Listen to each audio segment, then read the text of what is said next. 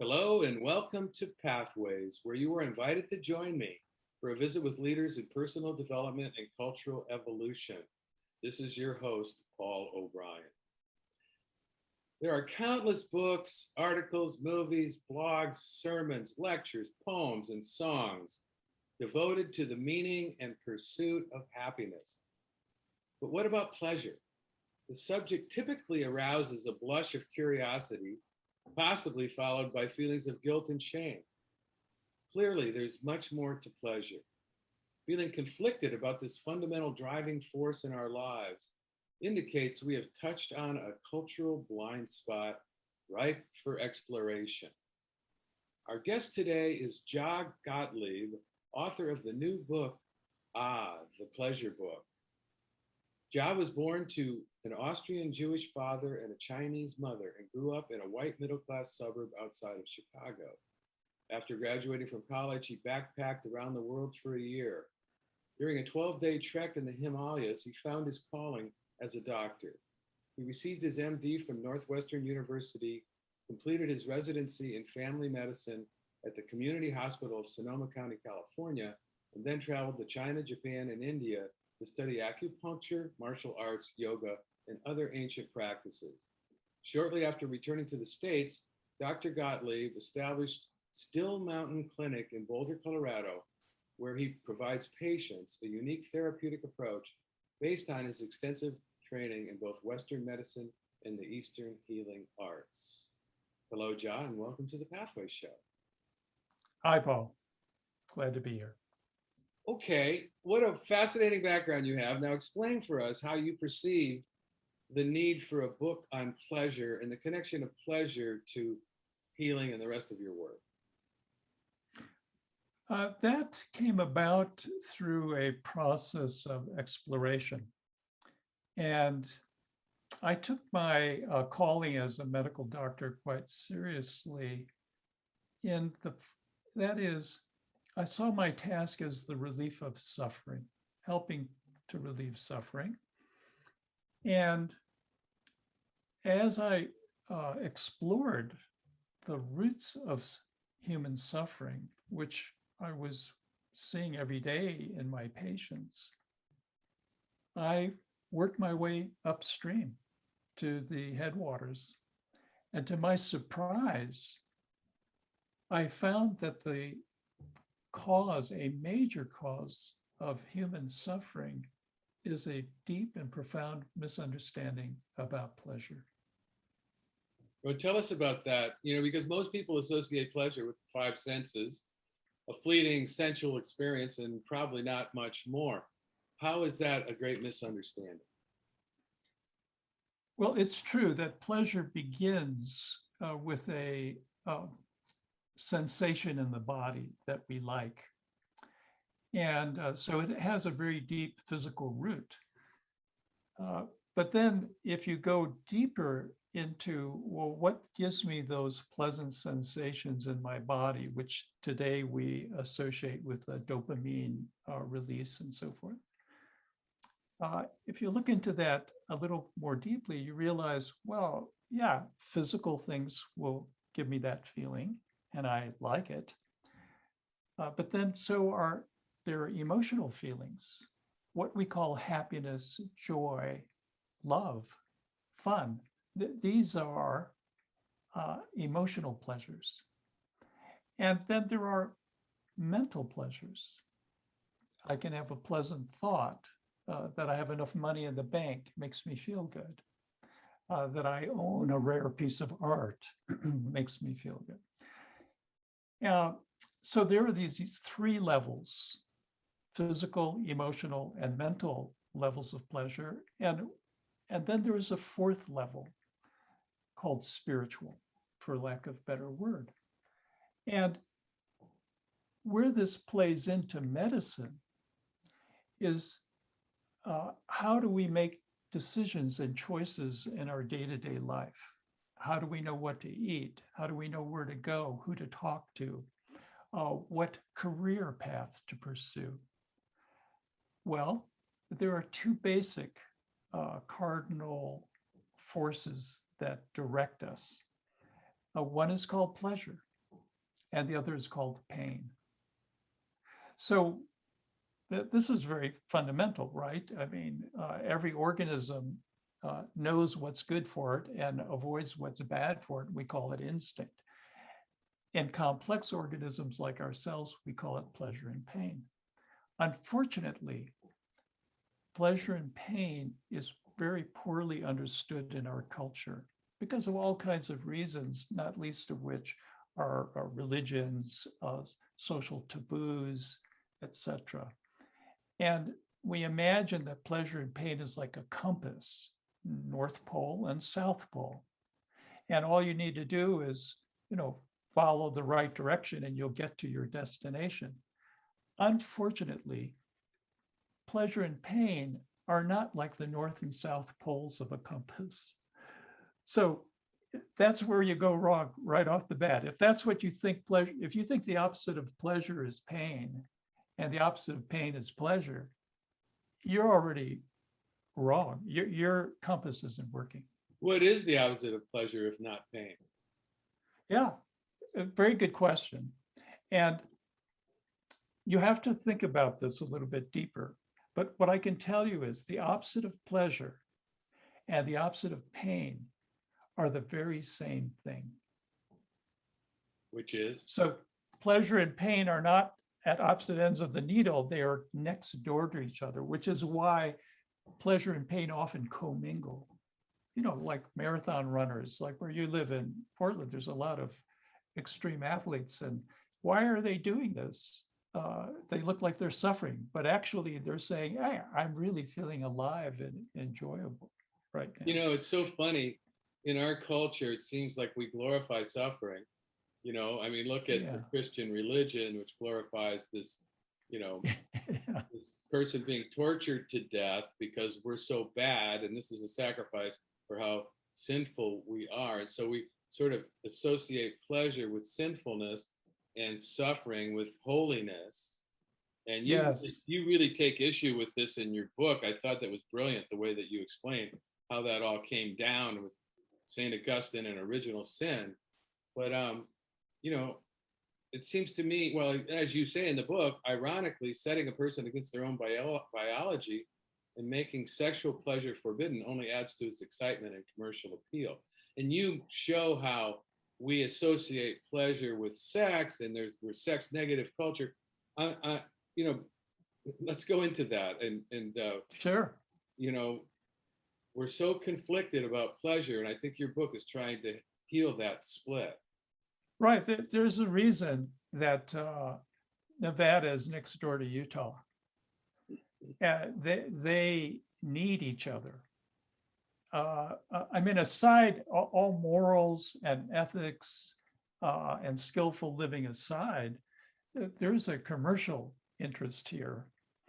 And how do you make something sexy? Well, you kind of hide it, obscure it, make it difficult to find, and generate excitement around it. So yes, most people, when they think of pleasure, they think of sex. That's their first thought, followed by some feelings of maybe guilt or shame or embarrassment that they were even thinking about it. And all of this in a time when pornography is everywhere, when everywhere you turn, there's some kind of sexual messaging, usually connected to selling something. And still we feel conflicted about it. People are embarrassed to say they're thinking about sex. So this is very crazy making. And we suffer in the process, and a lot of money is made. And so controlling pleasure and pain is a way of controlling people. What would you say is the difference between pleasure and happiness? How would you sum that up? Yes, happiness is simply an emotional experience of pleasure. Okay, all right, that's clear enough. Mm-hmm. Now, you talk about Epicurus, and you go back into the history of pleasure and cultures that really had, like the Greeks, that had a very rational approach to it. And, even though we have this word Epicurean, which is generally used to describe somebody who's like, a pleasure-seeking hedonist, Epicurus actually was much more restrained than that, wasn't he? Yes, his notion of pleasure. I mean, the sad thing for Epicurus, he was a brilliant thinker and is really one of the great unsung heroes of Western civilization, which we could talk about. But he was also probably one of the first victims of a concerted disinformation campaign.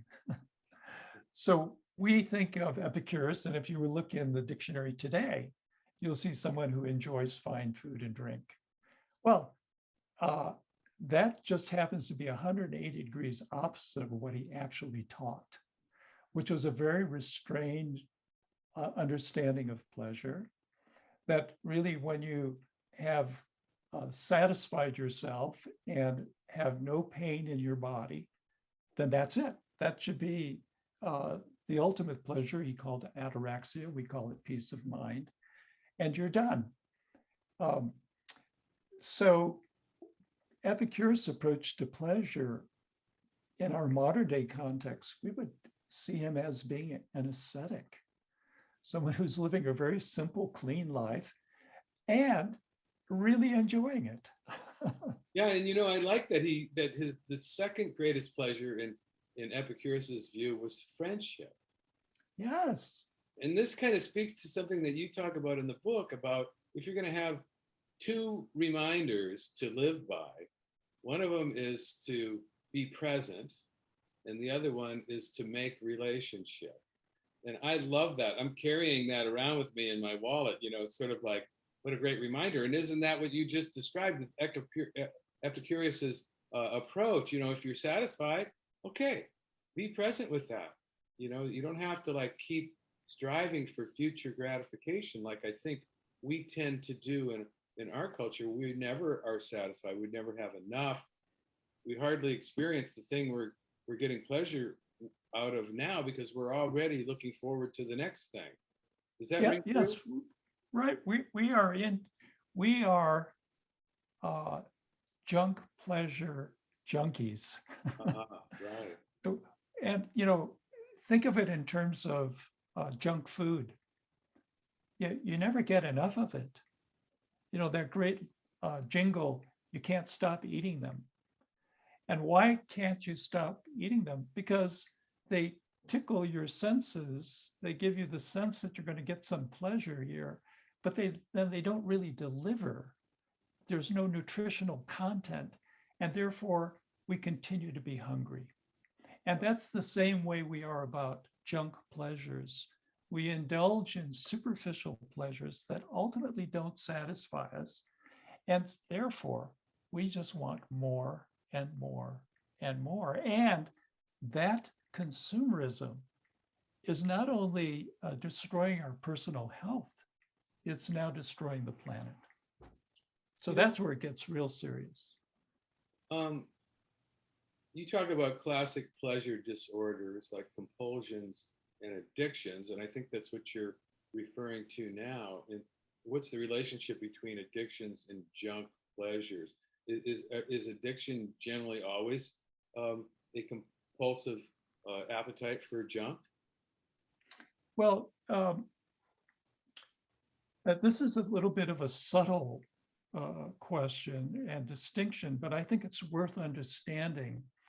And it has to do with how the pleasure reward system works. And there are two elements to the pleasure reward system and two centers. One is the desire center, that is wanting something. And then there is the reward center, what we call the pleasure center of liking something, actually having it and enjoying it. Normally, what I want and what I like are closely coupled. One follows the other. I want ice cream and I like ice cream. But in an addiction, in particular, and the same is true of compulsion, which is a type of addiction, if you will, the wanting, the desire, and the pleasure uncouple. And this is the situation of a person who is addicted. They really want their fix, whether that's a cigarette or a narcotic or gambling, whatever it is. They want their fix and they're highly motivated to seek it. But once they get it, it didn't really do much. In fact, as many smokers will say, it's just a bad habit. But when the addict finds their source of pleasure, often it helps them break even. They're not really getting a euphoric, pleasant experience from it. And so that's the problem. Desire and pleasure uncouple. And dopamine's involved here. That's the desire hormone, right?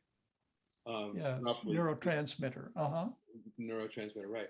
And you talk about supernormal stimuli in your book. And I think that our culture is just flooded with supernormal stimuli.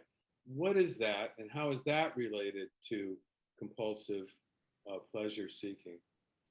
Well, this was a landmark discovery by Tinbergen, principally. And the realization that simple organisms, in his case, the gray-lag goose, when a gray-lag goose has an egg that rolls away from its nest, it goes out and grabs that egg and rolls it back into its nest, as any good mother would do. And then Tinbergen discovered that, wow, he could take this egg, instead of its normal pale blue color, he could put neon colors on it, make it polka dots, make it bigger, more exciting in, technicolor, as it were. And the mother gray-lag goose would preferentially roll that artificially enhanced egg into its nest and leave its real egg. So Tinbergen called this a supernormal stimulus, meaning it trumped our normal sensibilities. And they discovered, for example, that you could take a butterfly and put these dark horizontal lines on its thorax, and it would become very attractive to male butterflies. And the male butterfly would prefer it to a real butterfly. And in fact, you didn't even need to have wings, just the thorax was enough. This sounds a little bit like butterfly pornography, doesn't it? And that's exactly what we have in our culture is the pornographication of all aspects of our life. We've taken normal, pleasurable experiences and we have turned them into supernormal stimuli. And so when the real thing comes along, it doesn't register. Wow. And all of marketing, for the most part, is how to create these supernormal stimuli so people will desire and seek that alcoholic drink or something because of the way the glass is lit and the ice cubes, etc. Wow, and you described this as a dysregulated pleasure reward system. Absolutely. It sounds to me like that's epidemic in our culture. Yes, it is. As a result of advertising, as a result of pornography, which is a form of advertising, I suppose. It's pretty hard to get away from that. What steps can be taken to learn how to authentically and renewably, you talk about renewable pleasure, enjoy and take pleasure in life? How can we get free of our addictions to supernormal stimuli?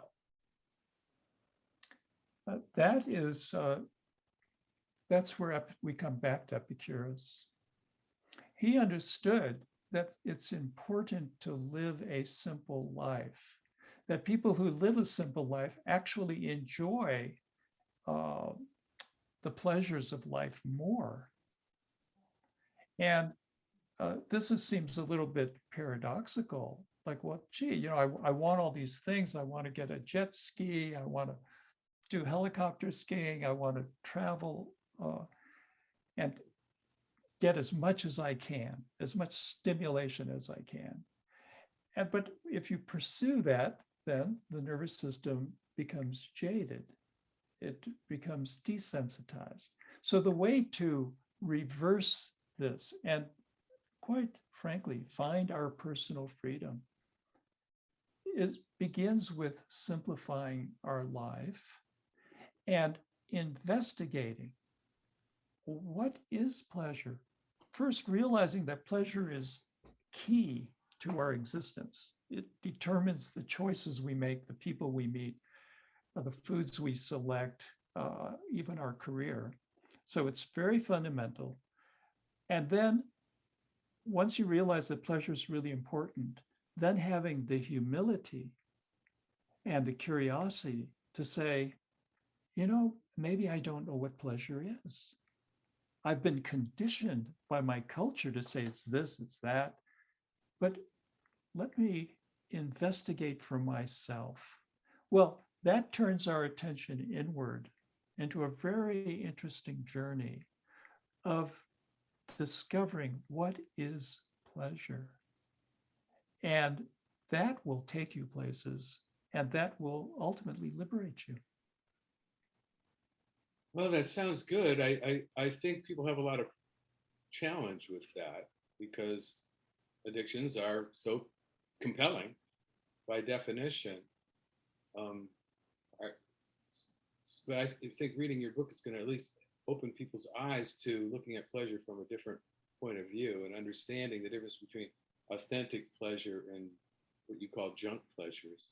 Well, you asked a very practical question. So let me give you a very practical answer, which is we have a superpower.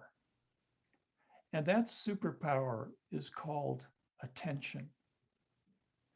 What happens with junk pleasures is that we usually are not using our superpower. We're just on automatic pilot, shoveling the ice cream in our mouth. In my case, I like potato chips. Everyone has their guilty likes and pleasure. dislikes. Yeah, guilty pleasures. Thank you.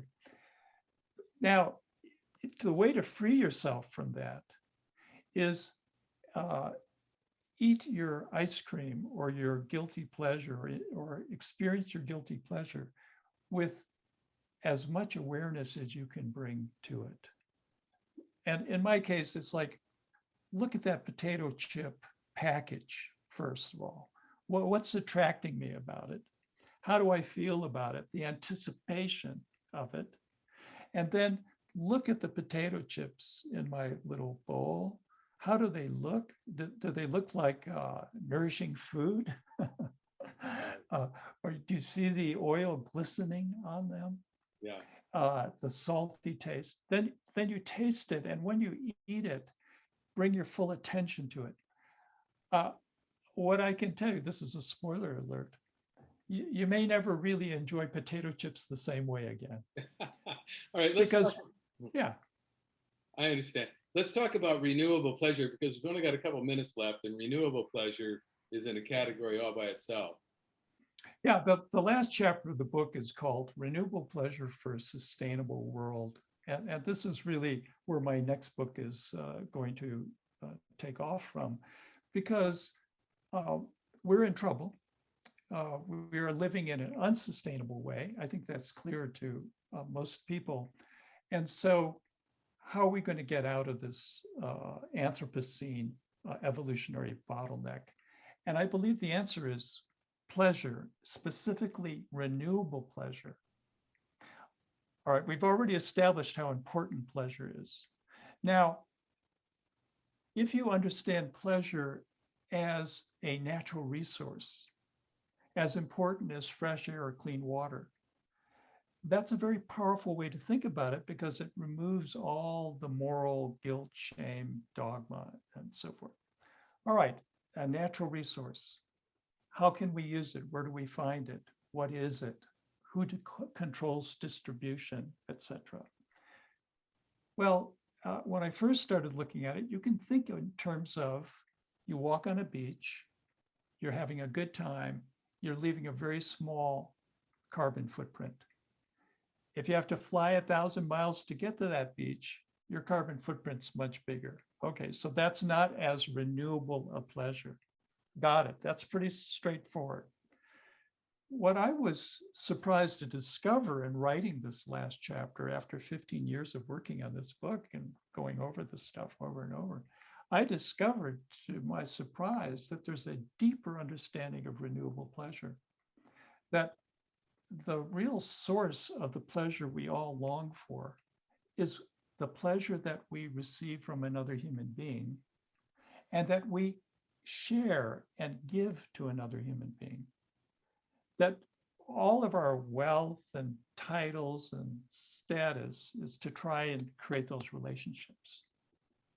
It's so beautiful. And there's so much in the book. There's so much more we could explore today, but we have run out of time. And I want to be sure to tell our listeners about your website, which is jiagottliebmd.com. Well, actually, there's a simpler, because that's so hard to spell. Okay. If people go simply to drjiamd.com, that's drjiamd.com.